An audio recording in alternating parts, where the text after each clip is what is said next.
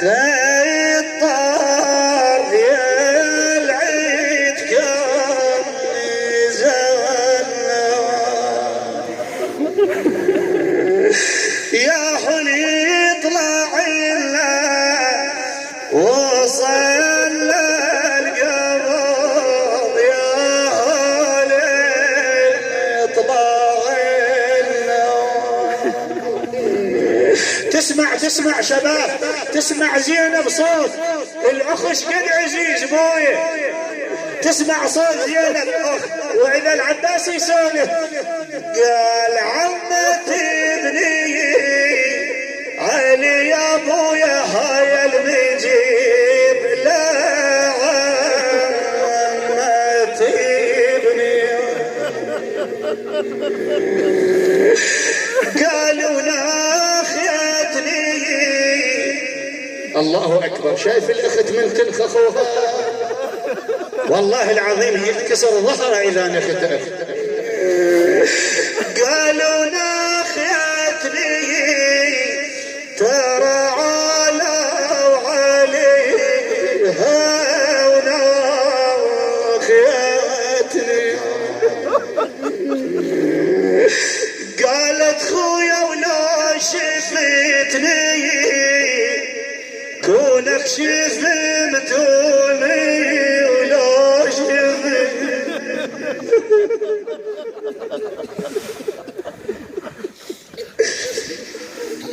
قالت خويا ولا شفتني كونك شفمتوني ولا شفتني. فدوا اروح لك وانه وياي، تدري هذا النعي جارح للنساء وللرجال. خويا ولا شفتني عينك يا خويا ولا شفتني. راح يسألها ابو فاضل ايش عندك يا زينب ايش صار؟ قالت والور رمتني خويا وصياط العدا يا الور رمتني. عدا صار حوار، الله يحفظ عدنان الغزي من اهل السوق، صار حوار بين الاخت واخوها. شلون صار حوارهم؟ ينشدها ابو فاضل زينب درب السب شلون تروح لل40 تخابر اهلنا يا هبات وياكم الليل. صدق لو لا شباب يا هالبات يبكم ويا الليل. يسألها ابو فاضل زينب ويا شلون درب السبي؟ قالت يصعود ونزول يا درب السبخ ويصعود ونزول.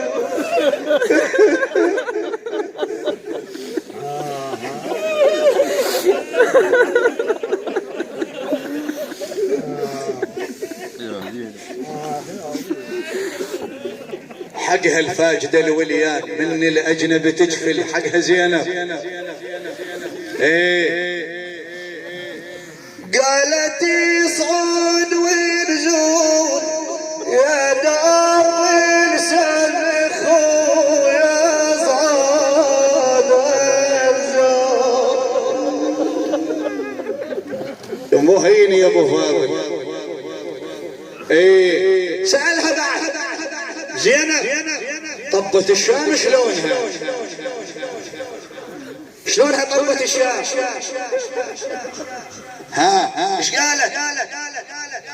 قالت الصاير بها المولى لفولها زهرة يا يمه مدري التهى ولا ضيها. اي واحدة منهن المرأة إذا قضوا وليانها وما ظلت عندها وليان الصيح الظل توم على أهلها وحقك الظل توم. الصاير بحثنا ولا لفالا زهرة يا يمه بدري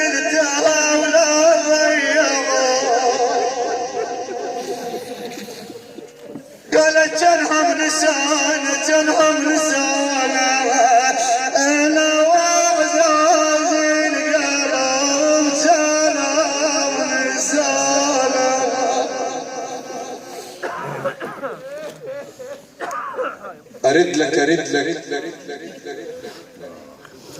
اللي مسوي مهرجان للشهداء ارجع للشهداء هسه وياه. عادة اللي عنده فقيد يروح بال40 لو يروح بدورة السنة، والشهيد يروحون له بدورة السنة ويروحون له بال40. فتقعد هاي يوم تقعد يوم قبر ابنها. شو السولف فيها وابنها هاي الوالد ينفتح بابه لو القبر الولد ينفتح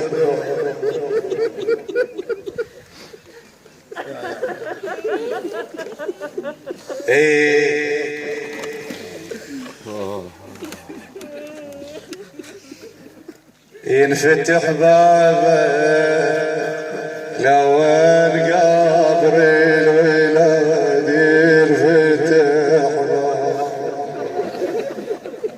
شو سوى هاي مو عزيز الولد شباب؟ هاي الوالدة ما راضين عليها احنا ما نرضى عليها.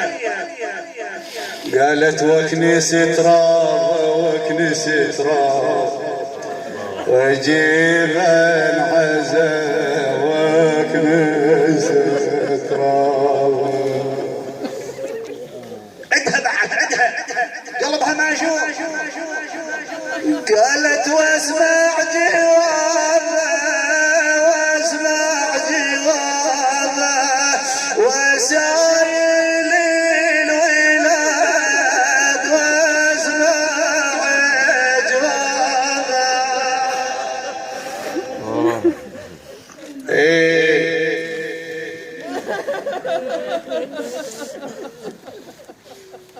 قالت يما قبر نمت بيه يا ابن اردفق قبر نمت بيه يا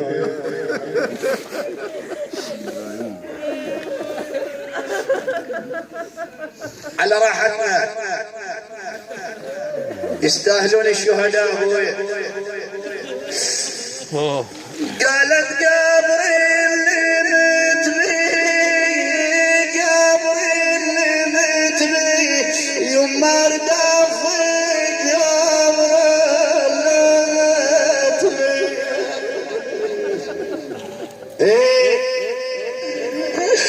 قالت يما وش بيه بابي واشوف الولاد يوم رجلي ما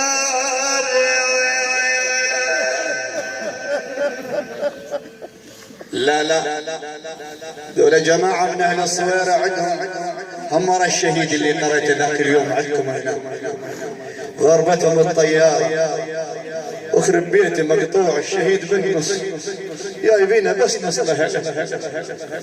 وخذوني هم الجماعة رحت قريت عندهم الثالثة ودوني وريقه هيك من الوالد.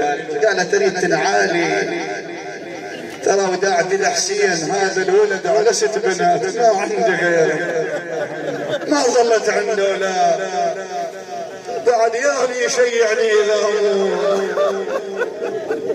فقريت لها قلت الوالدة تنشد ابنها شلونك شلونك يا بعد امك شلونك.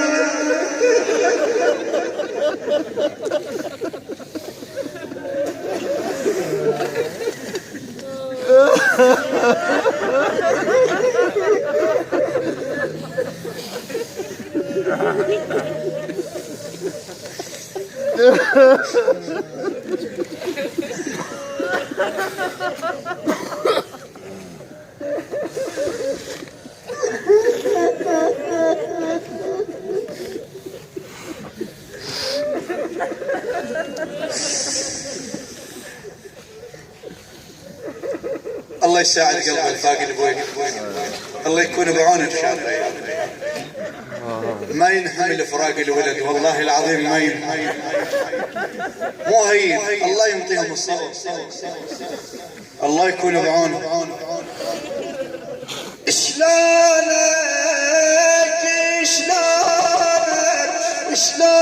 يا بعد امك شلونك يا يما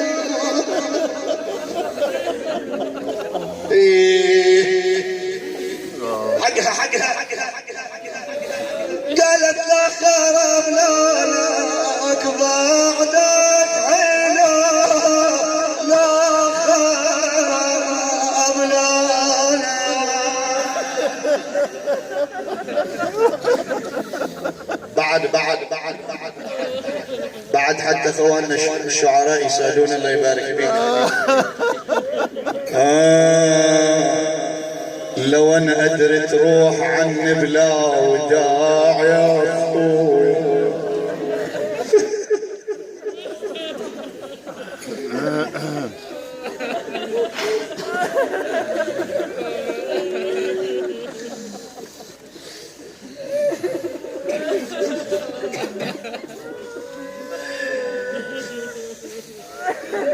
لو انا ادري تروح عني بلا وداع كان ودعتك خفوسك تاوي يا ابن للخوان كان ودعتك خفوسك تاوي وكان ملك الموت قابلته وبكيت يا اخوي. وكان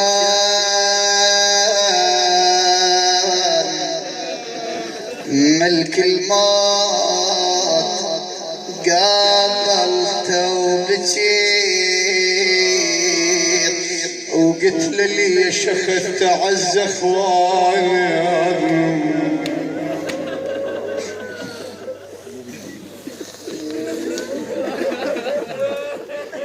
راح نقرا هذا البيت ونختم شباب.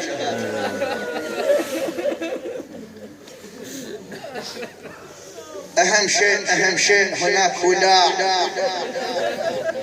وهذا الوداع يكون للعائله. احنا عندنا عرفا موجود بالعرف العشائري بأن إذا واحد يتوفى، إذا شهيد، إذا كذا، يجيبون الأهله ويقعدون وياه يوادعون الوداع الأخير، وبعدين تبدأ مراسيم التشهير ويروح للقبر بعد يودونه إلى المثوى الأخير. فكتب عدنان الغيزي هذا البيت، دائما أنعى هذا البيت أنا: خلوني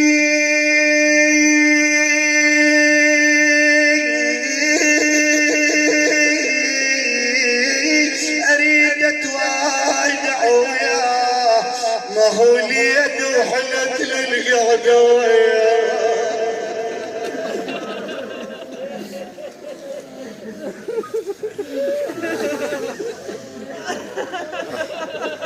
خلوني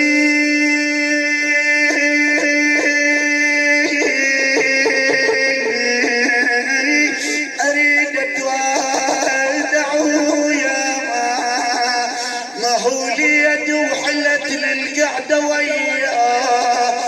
أنا بقلبي حجاية وردك اللي يا أبويا.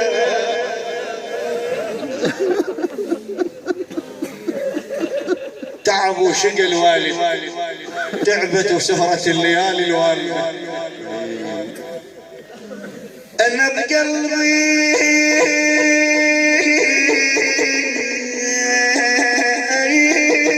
حجاية وردك اللي يروح المن يبوي ما طوله.